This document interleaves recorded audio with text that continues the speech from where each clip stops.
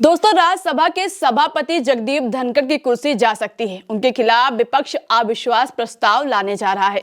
India block के नेताओं ने सभापति जगदीप धनखड़ के खिलाफ नो कॉन्फिडेंस मोशन लाने का फैसला किया है।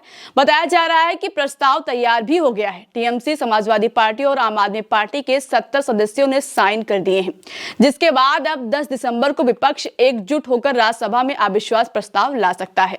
विपक्ष का आरोप है कि जगदीप धनखड़ कार्यवाही के दौरान विपक्ष को बोलने का मौका नहीं देते हैं, जबकि सत्ता पक्ष को मौके पर मौका देते हैं।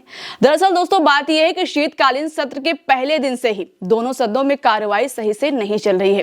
विपक्ष की तरफ से जैसे अडानी का मुद्दा उठाया जाता है और मोदी से उनके दोस्त के खिलाफ कार्रवाई की मांग की जाती है, वैसे ही सत्ता पक्ष हंगामा शुरू कर देता है। ऐसा करके सत्ता पक्ष जवाब देने से भागने की कोशिश करता है, जिसकी वजह से सदन की कार्रवाई स्थगित कर दी जाती है। वहीं दोस्तों, अडानी के मुद्दे से ध्यान भटकाने के लिए बीजेपी ने कांग्रेस पर एक नया आरोप लगाया और एक अलग राग अलापने लगी। बीजेपी ने राहुल और सोनिया गांधी पर आरोप लगाया कि उनके अमेरिका के डीप स्टेट के साथ अच्छे संबंध है और भारत के खिलाफ साजिश रचने में गांधी परिवार शामिल है।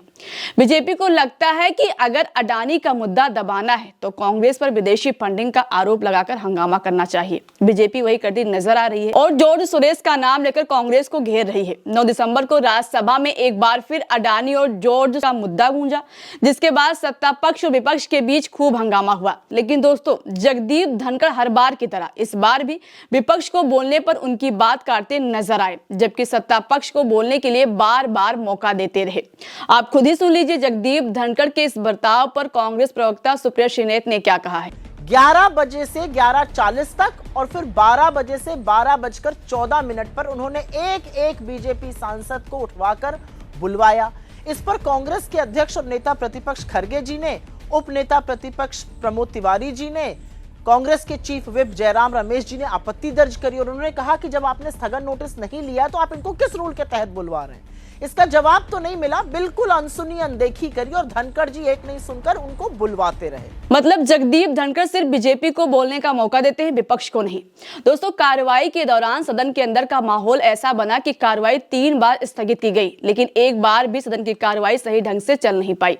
फिर लास्ट में सभापति महोदय ने दोपहर करीब 3:10 पर पूरे दिन के लिए सदन स्थगित कर दिया। इसलिए विपक्ष ने ठान लिया कि अब हम अपना विरोध दर्ज कराएंगे। इसलिए अविश्वास प्रस्ताव लाने की रणनीति बनाई ताकि जगदीप धनखड़ को पता चले कि उनका रवैया किस तरह से है। फिलहाल दोस्तों, खबर में अभी के लिए इतना ही। विपक्ष के अविश्वास प्रस्ताव को लेकर आप क्या कहना चाहते हैं? अपनी राय कमेंट बॉक्स में हमें जरूर बताइएगा। नमस्कार।